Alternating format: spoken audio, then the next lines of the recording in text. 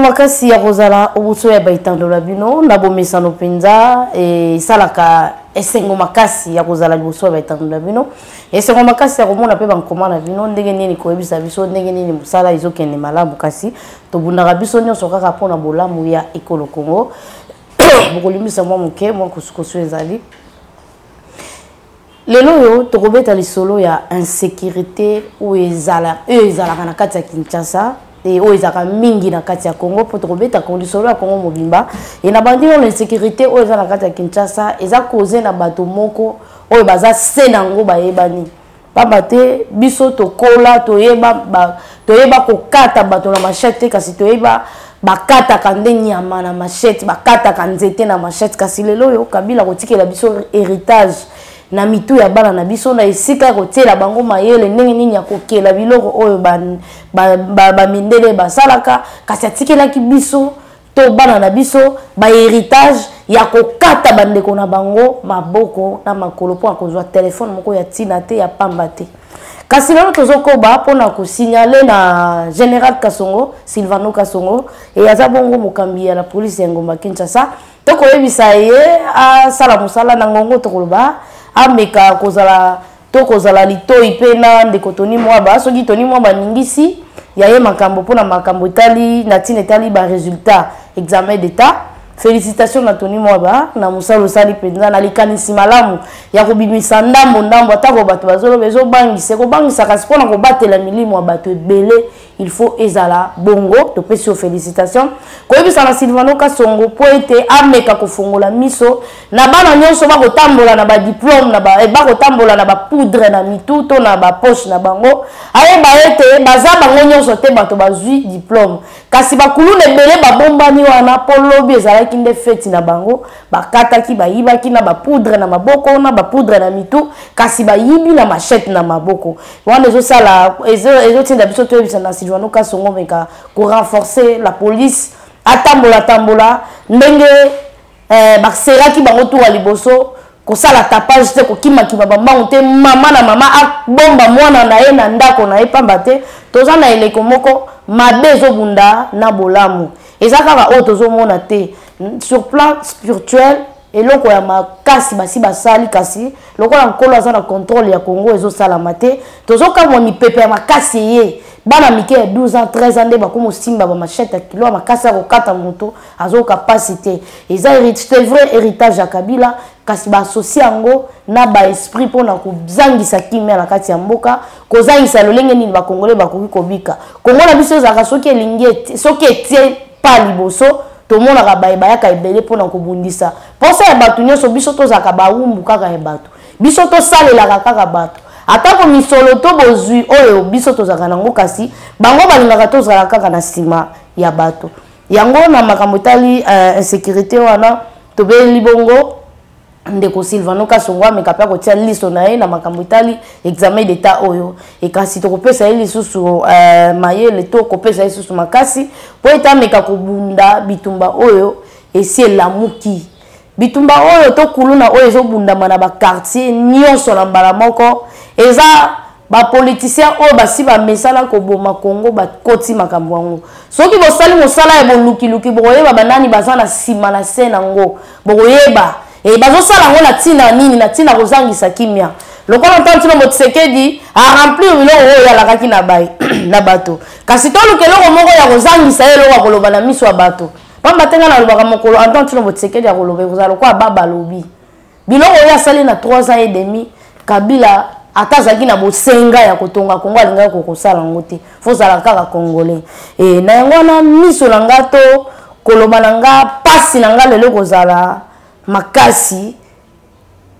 ya kosenga na Antoine Tshilombo Tshisekedi ozali bongo mokambia ekolo Congo Antoine Tshilombo Tshisekedi ozali bongo mokambia ekolo Congo moto akosa yote moto abangisa yote Congo ndezo bangisa mokili Congo nde komi ko bangisa bato etango bako banga Congo bazo banga yo moto azali boso a Congo nkolo apesa l'état bokonzi apesa l'état mpifo tango andimaki ete ya kaisala ya nkolo pe ezaka ya nkolo ya l'état ya nkolo pe ya nkolo azondima William Kulumwa na mbula matadi yo ozali wana donc yo oza kolo oyo atikeli biso na mokili oyo nazolo bana opona ko flatter te pona koyebisa yo ko rappeler yo pifo oza nango bokasi nini oyo oza nango kozonga to kotia mayele na kati wana nini nalingi naloba bandeko nanga nalingi naloba avait jadis azaki ancien président ya Nigeria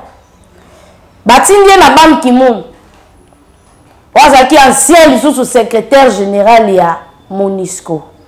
et MONUSCO aza na kati ya baye oyo babundisa Congo banda bango banyata makolo na bango awo soki tolobi tozonga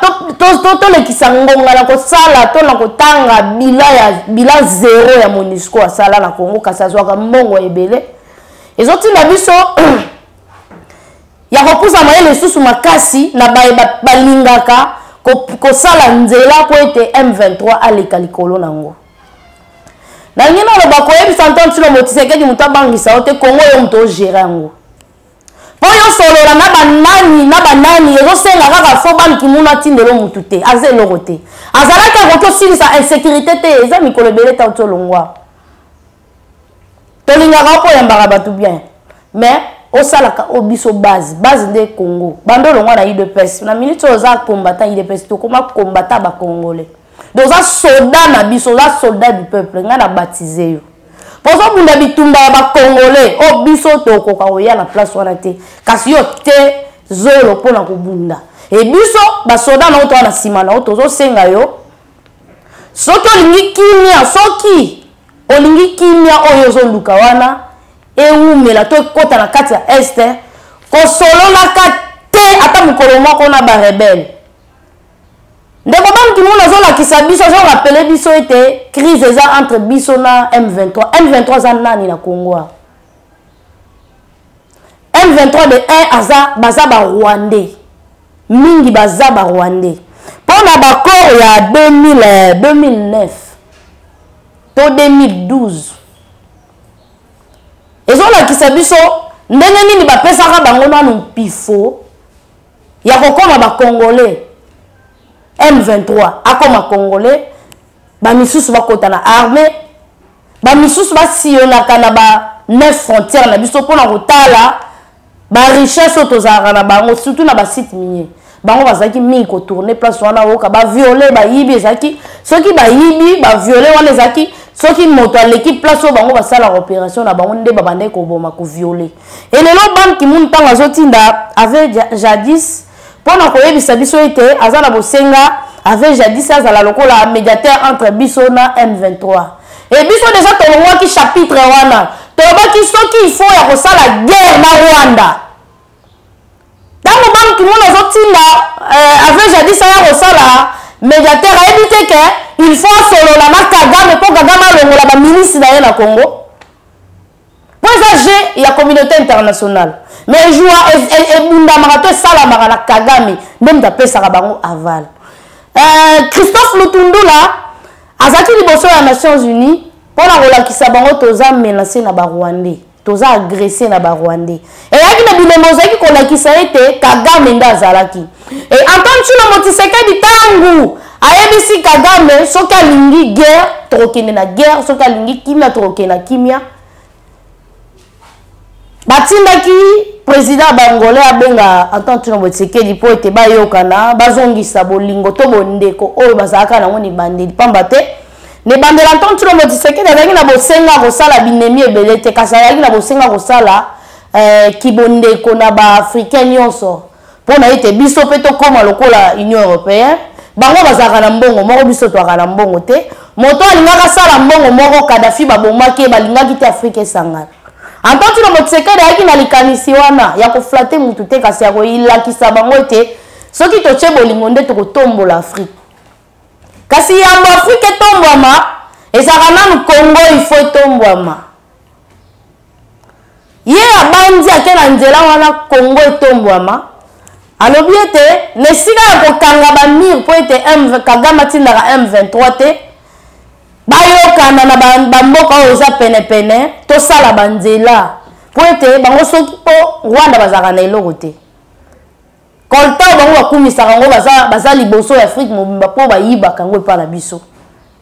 bazwa kango epa na biso ndakisa muke na kotinda bino bayebokenda kosala mosala koluka botala na baentreprise to ba pourcentage oyo Rwanda bandai kozwa avant arriver à Antoine Tshilombo Tshisekedi bamba te bazaki osala ba recette makasi na aéroport à Bogo na aéroport à Bogo nde bandai ko faciliter Kagame kozwa ba tonnes par jour ya ba minerai cuivre cobalt kokende nango kuna nde salaki bango bokasi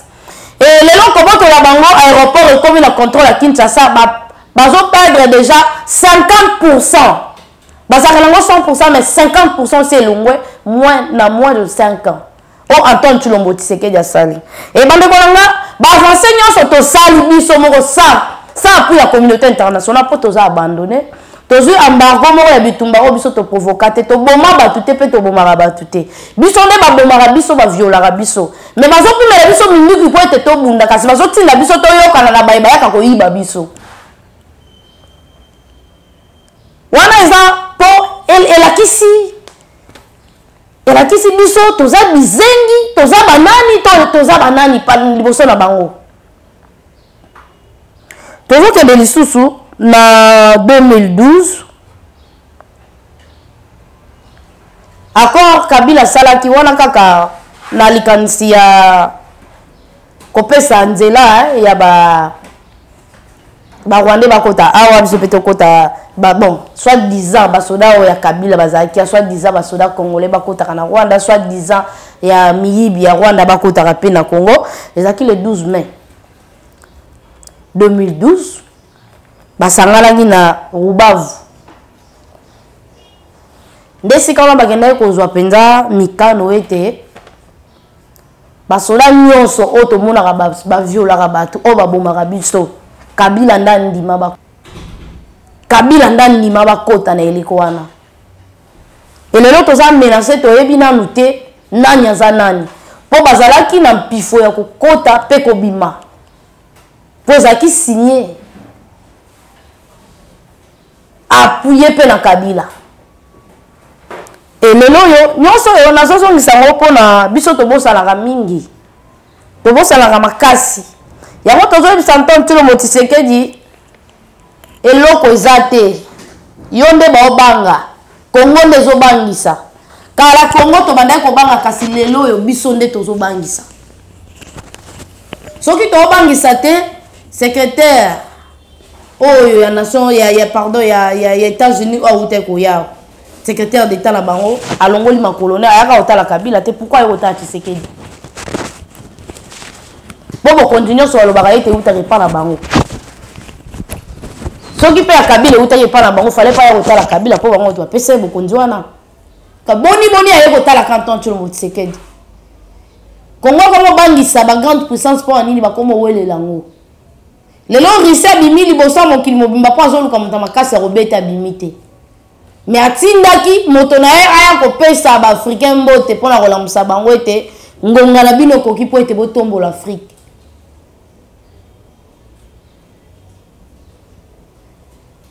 Afrique banda Congo banda Afrique ezala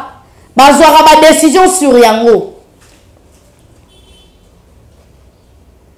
Afrique ezala na représentant à mon côté na monde wana ba kit na bango ba fanda wana ba loge wana ya kindoki wana kasi bazwaka ba décision sur biso et puis lobi to koyemba indépendance oyo to zelaka na ba date songolo pakala na bamboka nyonso Afrique po saka soni comme on a 54 pays à l'Union africaine sangalaka po esala eloko te 54 pays et sangali pona 0 et lelo yo bakoma kosakana baafricain lokwa bizengi Antoine Tshilombo Tshisekedi oza na kati ya bakambi o bakosakana na bango te oza na kati ya bakambi o babangisaka bakobanga yo okoki kobengana tata wana te soki ave jadis okoki kobengana ye lokwa ngulu te kasi nga nasepelaki na réponse oyo répondaki moto moko abandaki kosenga ete apesa bapiste de solution mpona makambo etali Kagame donc yo pardon makambo etali M23 réponse oyo ezongaki epesangi esengo nde namoni ete tokomaki liboso ya gouvernement mo responsable donc pour likambo ya Congo po ebonga ezosenga kaka bato baya nango libanda te Bam Kimuna yaki en crise banda kala. Docteur Muyemba banda coopérer ba maman banda kala. Bam Kimuna zala a. Après ça piste de solution nini.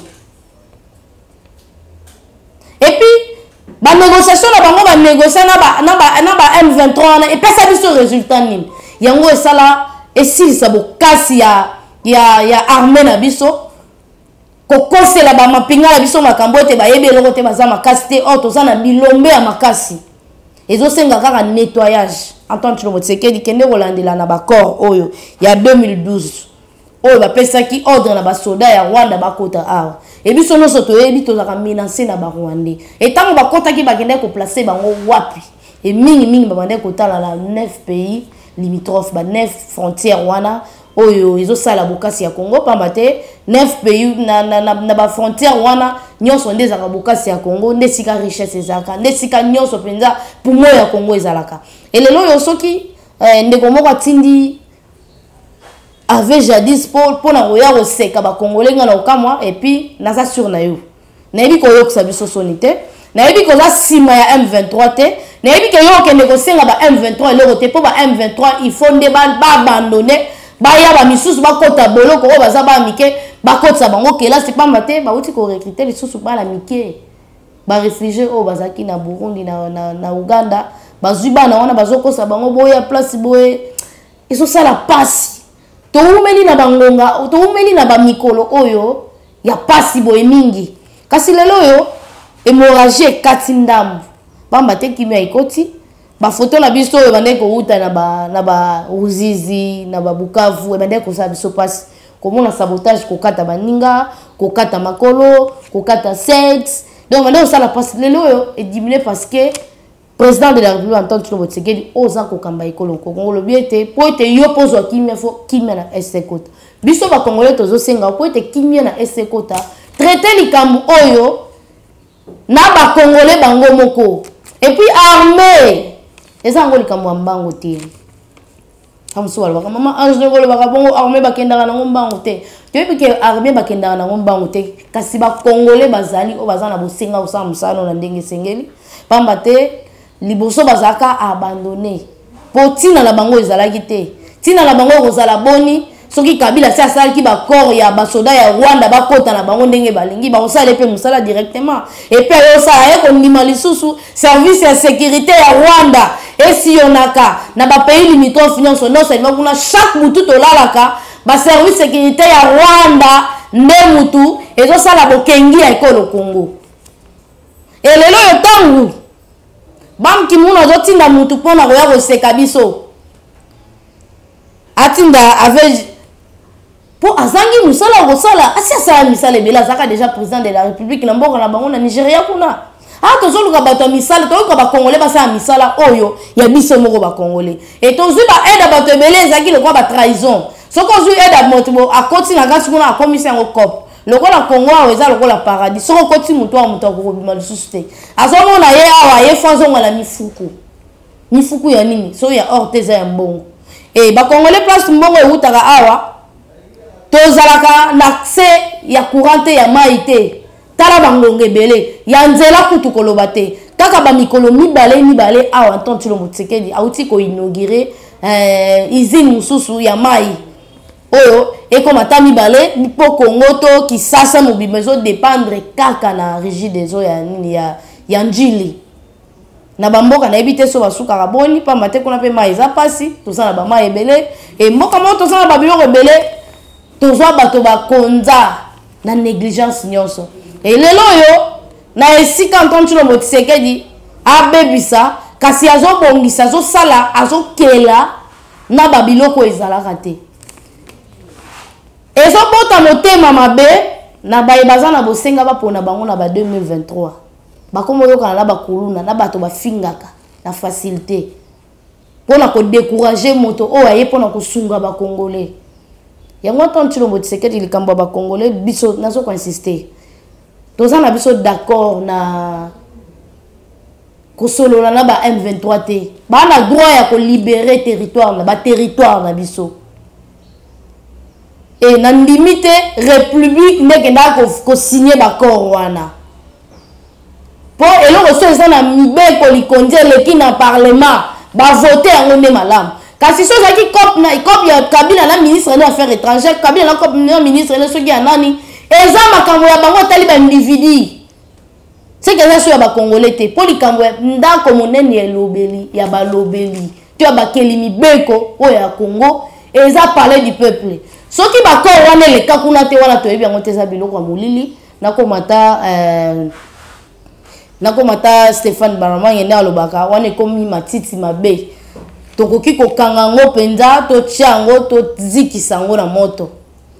bakor oyo Kabila sala butu eza bakor te biso tokoki kozonga lisusu na sima po tosala lisusu oyo biloko Kabila salaki po Kabila yaki na mission po na kolimwisa Congo ebandaki kotikala eta po bato bazali mwa drapeau ya Congo ezalaki kasi na kati nango Congo ezalaki susu Congo te na bandi to wana okota kaka na muzino mwa ndambo mpona kolakisa bino ndenge nene Antoine Tshilombo Tshisekedi akosala mosala na ye na ndenge penza esengeli na ndenge ya kokangisa bato minoko kozangisa bato eloko ya kosala to féliciter ye po ya malamu to betaka maboko Congo ezosenga ba Congolais kande tolobaka Congo ezosenga ba Congolais ngana oyo totelema soki moto ayebi kotonga nzela ye kotonga nzela soki moto ayebi ata kotangisa bana ye kotangisa bana soko ye na ba ONG na yo mpona kosunga kaka ba Congolais yaka tosunga Congo yaka totonga Congo yaka totombola Congo ezosenga biso ezosenga ba Ban Ki-moon te Ban Ki-moon aya akoma na ye millionnaire po abandaki kogere ba mine kuna bango MONUSCO biso nyonso toyebi comme na mongo ezalaka ya ko renforcer insécurité pour ete bango ba renyaka et tokoki kokoba lisusu wana te biloko to bozui o nkolo apesa biso za po ete biso to salela ngo eza po ete bato baya koboma biso pona biloko na biso te ngonga oyo koboma ba Congolais sekei ngonga oyo koboma Congo etamboli ngonga oyo ya kobebisa Congo esesili ekomi na ngonga totonga Congo elongo na Antoine Tshilombo Tshisekedi po ya za bongo mokambi ya ekolo Congo azola kisa biso ndakisa chilejelo projet moko ya OVD ezaki iza na ningango makasi po kombo nango ndakisa chilejelo donc ye moko mokambi ekola azola kisa biso ndakisa ndenge ni tokoki kosala Congo ndenge ni tokoki kosalela Congo ndenge ni tokoki kotonga Congo ekasi biso tozosenga yo to tozoyebisa yo moto oyo azalaka kitoko amiyebaka te ntango mosusu aotala kokipe te kasi moto oyo akomona ye na mosika nde akoloba ye te madame oza kitoko kasi biso tokoyebisa Antoine Tshilombo Tshisekedi oza makasi ozobangisa bato kokweyisama na désordre ya Ban Ki-moon te ave jadis azoluka mosala osala Kabila yo wana pesi ondakisa malamu Kabila apesi pouvoir wana na facilité banda kokanisa ngo lipa na nguba lelo Kabila ko motema lokwa motamelaka bangi ya makasi azangi kimia esika nyonso okendaka Kabila za zinga wana okenda Lubumbashi Kabila alongo Afrique du Sud akoti na mutuka po ete bayeba te ayaki olanda yo epesaka biso nyonso bamayele pona nini Kabila zolanda osima moto nyonso akomi kobanga yo epi oyeba pourquoi bazobanga yo ngonga oyo nkolo apesi yo mpifo ya kotonga Congo ya kobatela bana Congo ya kokotisa kimia na Congo facho tozobenga fachi ditalala tozopesa bakomwala posala musala na ndenge sengeli ozosalela bakongole musala na ndenge sengeli tozopesa yo bampifo wana po ete okoba nango kasi kokweyisama te lelo yo mboka mobimbe komi manipulé na bayebaza na bakanisaki oyo lakaki osimba te olobaki gratuité kosi ezala te lelo yo tozomona budget na biso euti oyo Kabila tiki euti nesika oyo Kabila tiki yango soki na ba 1 million soki combien wana lelo tokomi na ba 11 milliards lelo yo ezobangisa moto nyonso tango moto akotala yo akozala na bobangi one ya pamba te ya motema mabe ba misusu bakoleka na télévision bafinga mama Denise Diakero mama Denise zalaki mianga na senga ka okaka pusana pembeni ya ba mama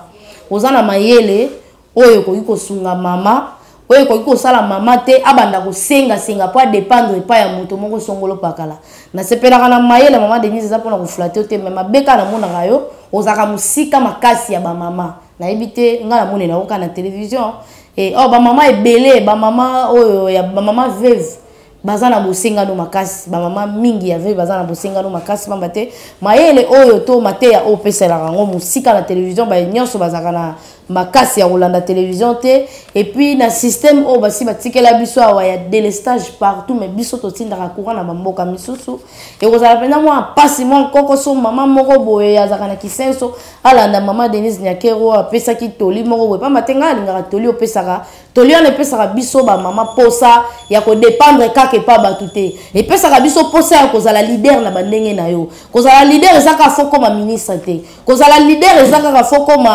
politicien te okoteka ndunda sika okoteka wana kasi oyebi ete yonde ozotelemisa ndako na yo na bozwi oyo yo moko ba mama misusu oyo bakufela mibali mingi nde ezaka mwa pasi pona bango pamba te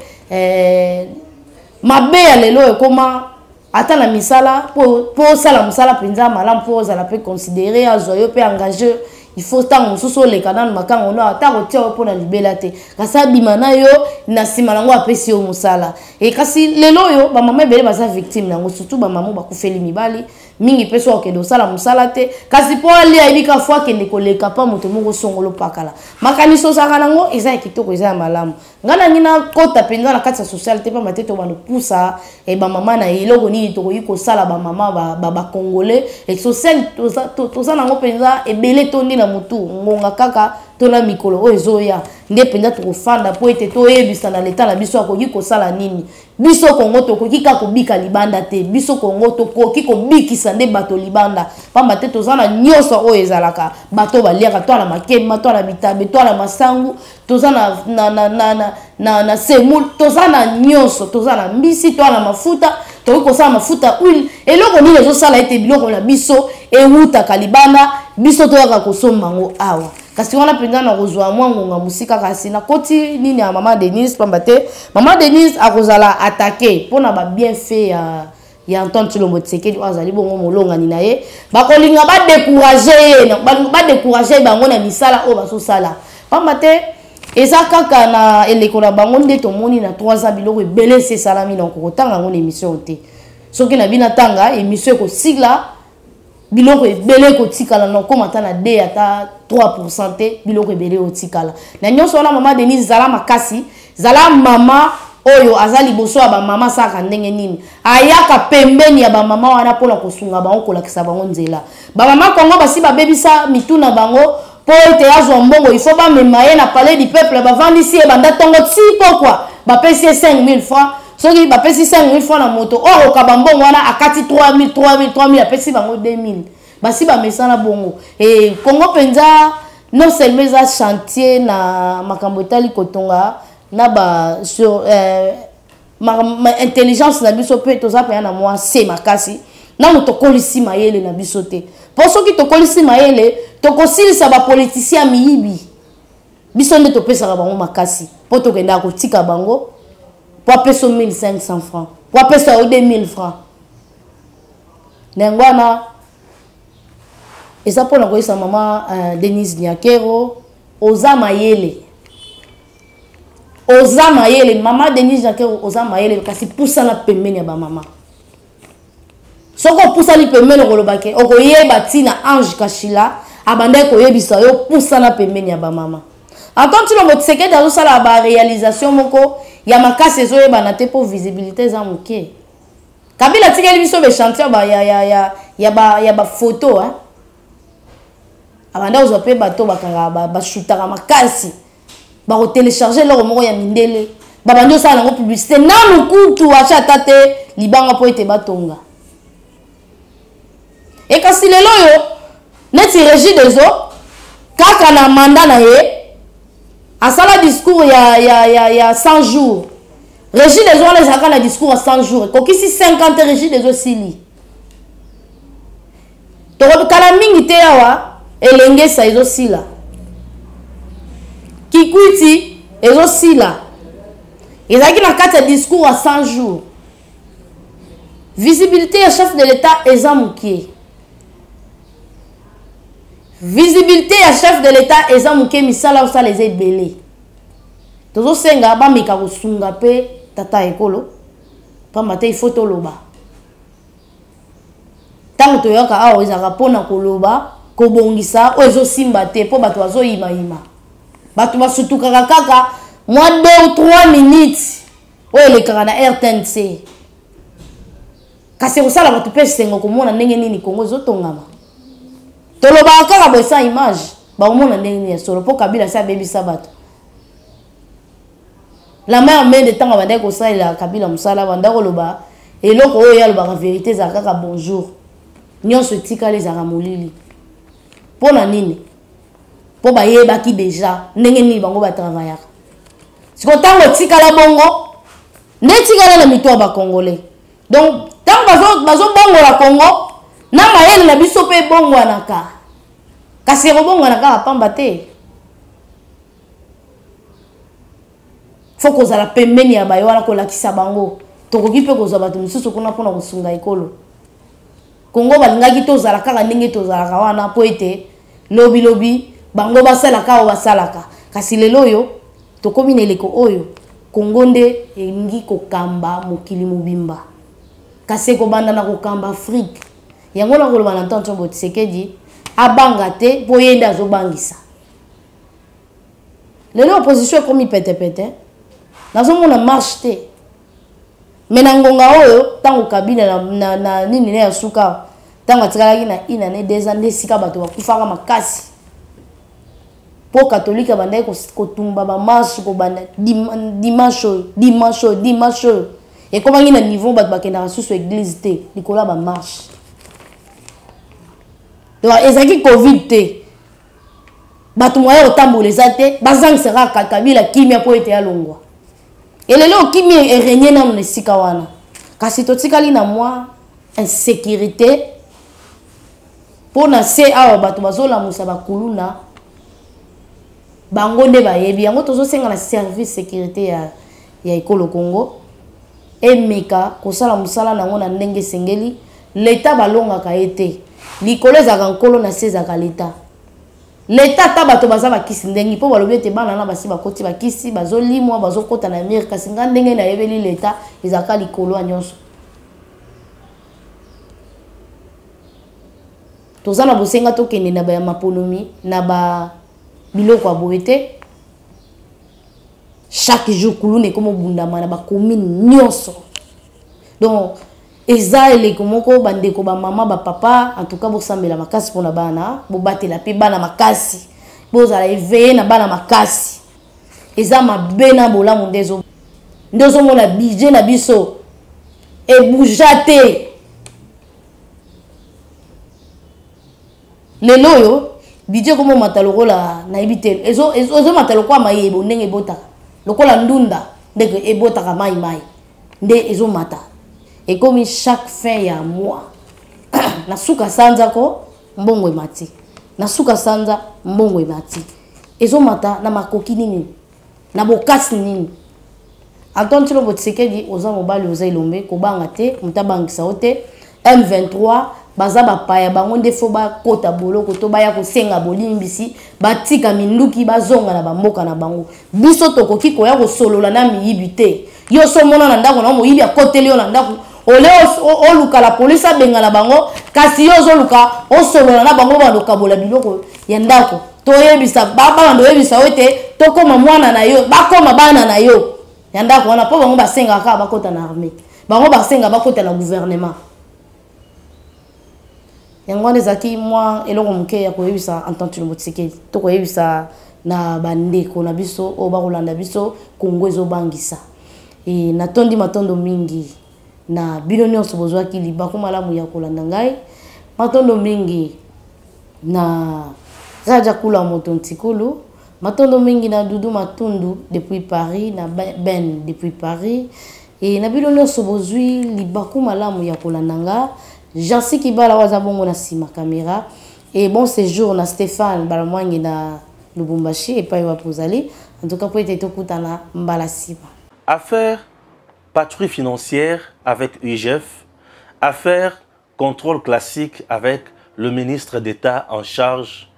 des portefeuilles de l'État. Chers compatriotes, ici tout le bela mibeko tout la kisa nani azana kati ya ko bebisa nani azana kati ya ko bongisa et nini singili to sala po ete ba entreprise na biso ekende liboso. Aujourd'hui, ministre d'État en charge à portefeuille princesse Adèle Kainda Maïna azali vilipendé bazofinga ye muibi bazofinga ye mwasi oyo ya maboko milayi oyo aye kosala musala ya malonga te, mais vérité yango yo esengeli boyebake princesse Adèle Kainda Maïna azali ministre moko intègre, responsable, compétente, ayebi musala na ye, pe azali kosunga mokonzi ya mboka na mboka ekende liboso. IGF d'abord, ordonnance numéro 20/137, il y a 24 septembre 2020, modifiant et complétant l'ordonnance numéro 87/323 du 15 septembre 1987 portant création de l'inspection générale des finances, IGF en sigle. Nali Kotanga makambo oyo comprendre. L'inspection générale de finances dispose d'une compétence générale et supérieure en matière d'audit et de contrôle de finances et de biens publics. À ce titre, il accomplit toute enquête ou mission d'audit, d'inspection, de vérification, de contre-vérification et de surveillance de toutes les opérations financières, tant en recettes qu'en dépenses, du pouvoir central, des provinces et entités territoriales décentralisées, ainsi que des organismes ou entreprises de toute nature, bénéficiant d'un concours financier sous forme de participation en capital, de subventions, de prêts d'avance ou des garanties de la part du pouvoir public. L'inspection générale de finances encadre les services et missions d'audit interne des ministères et services engageant au budget du pouvoir central, des provinces ainsi que des entités territoriales décentralisées. À ce titre, elle centralise les plans et rapports d'audit et veille à l'uniformisation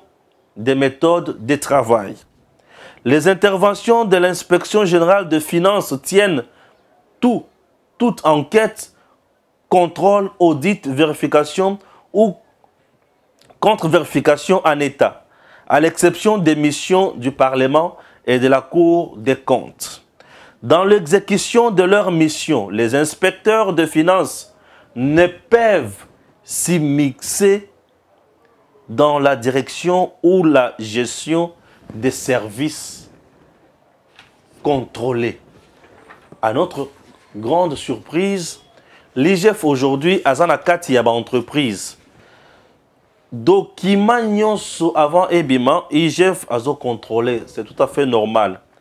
IGF a comme contrôler les documents où ils allaient importants, où ils allaient importanter. IGF ne peut pas se mixer dans la gestion de l'entreprise. Mais dans l'entreprise aujourd'hui, c'est l'IGF qui a le dernier mot. Oui, c'est l'IGF qui a le dernier mot. Or, tu vas comprendre pourquoi. Et les entreprises aujourd'hui, et comme il n'a pas si, manko. Nazoko bakaka, na kotanga, ba document, on a des documents à liboso, aux opérations IGF, ningisanaye. Maintenant, je vais lire la loi, une loi très importante. D'ici novembre 2013, décret numéro 13/050 portant règlement général sur la comptabilité publique.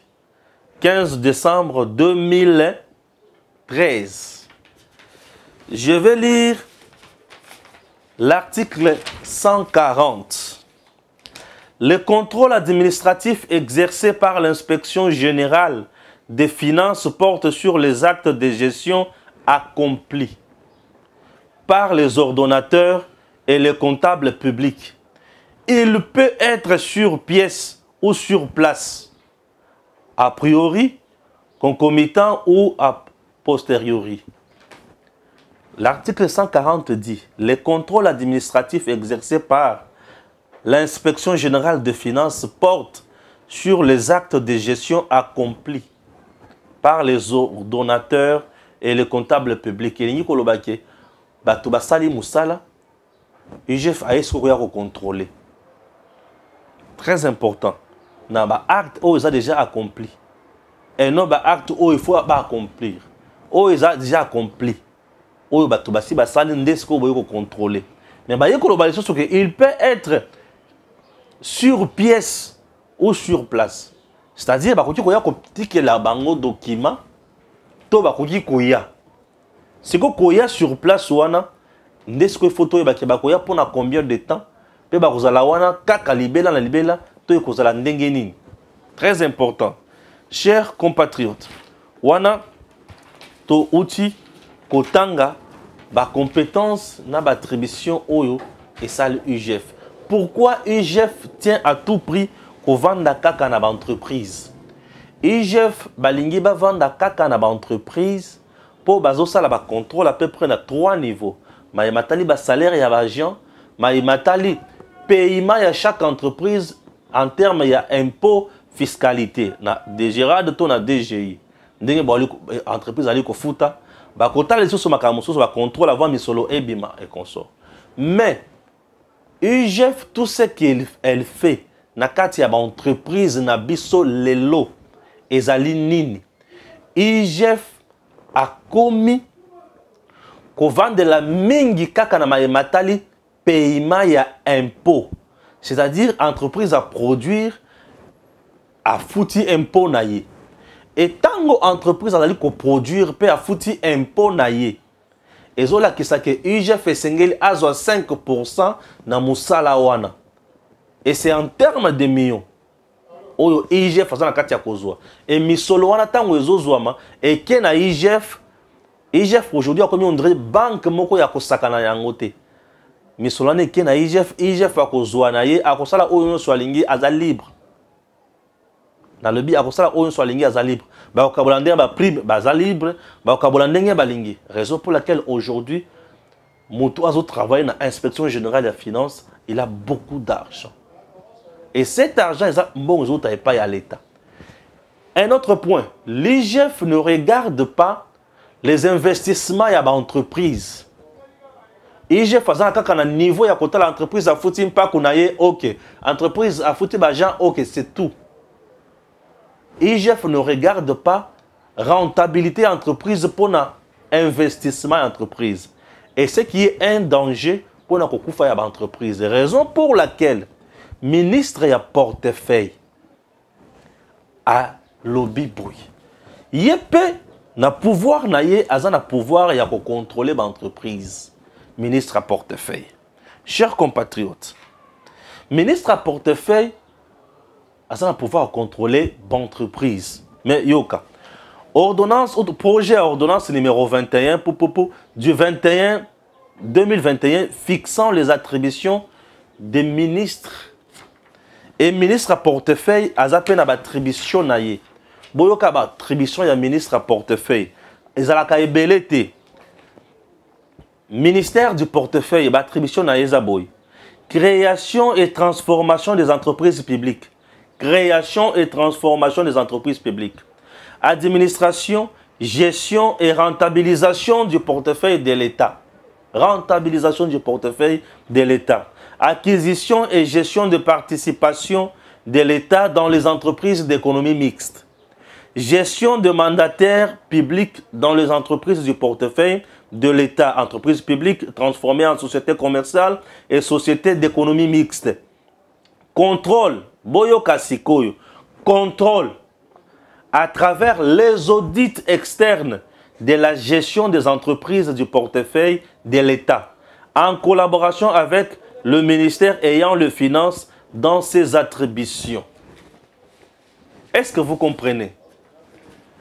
L'IGF qui est dans les entreprises a aussi le contrôle. Contrôle ya IGF dans les entreprises et ceux qui kaka na trésorerie na mbongo.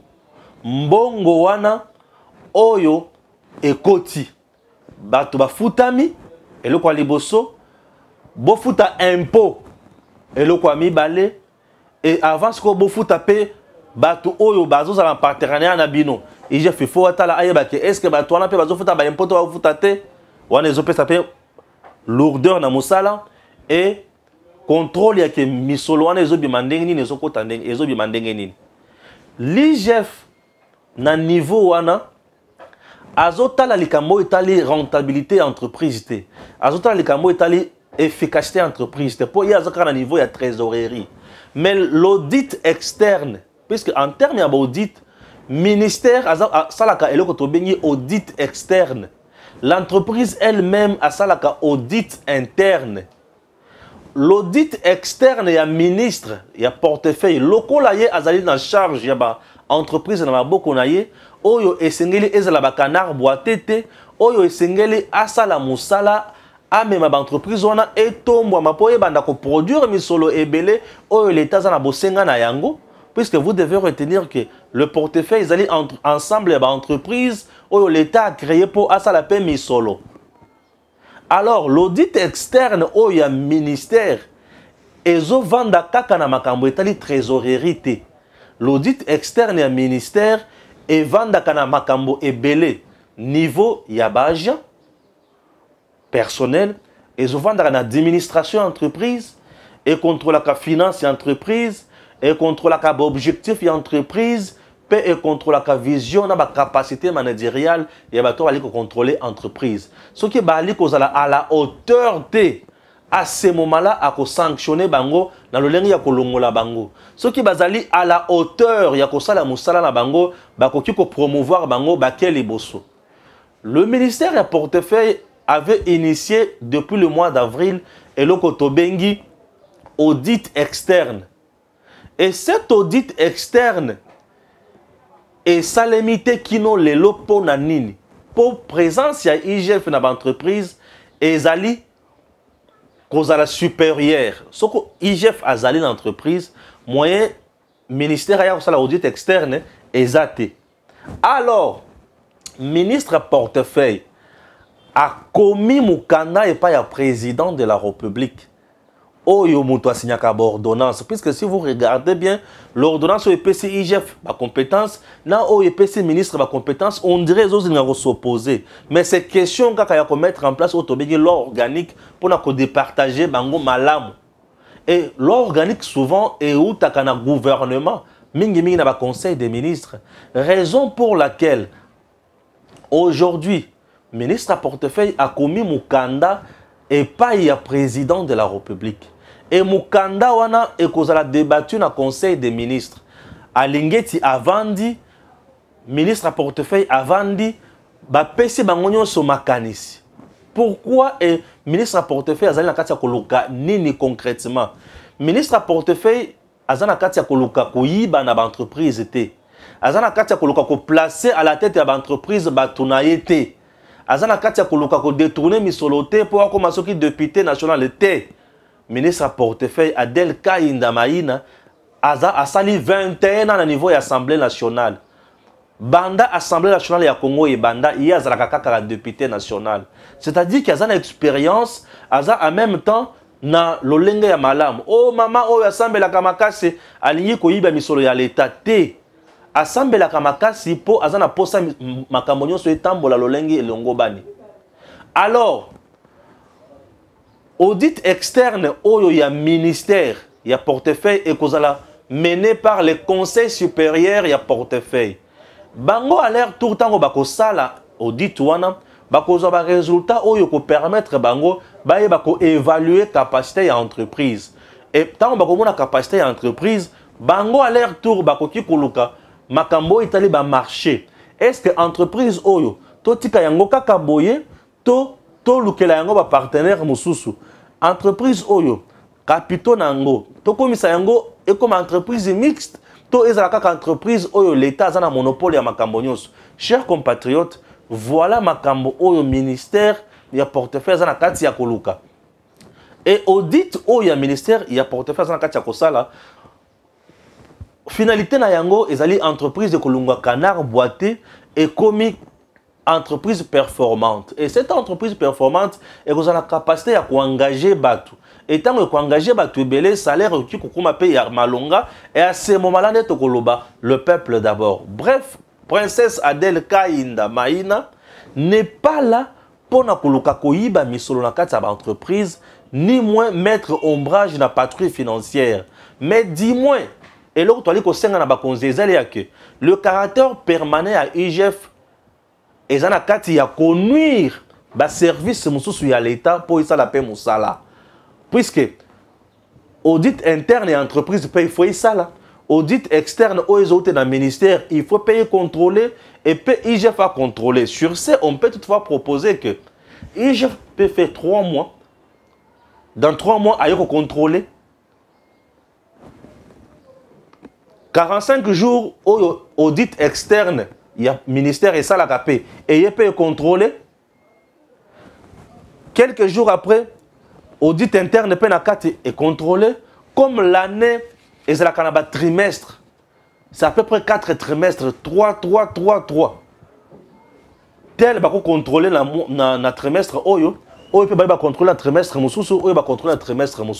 Alingue, si ne veut pas entendre makamolo lenge wanate. Ye alingi kaka avant na wana atala kaka makambo ya misolo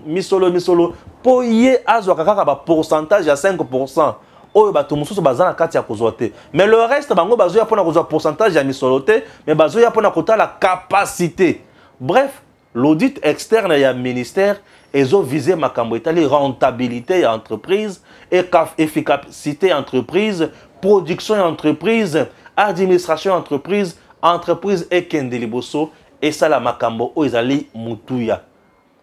To telemeli batonyo so o bazo ya pona ko diaboliser makambo ezali malamu te. Que Dieu bénisse la RDC.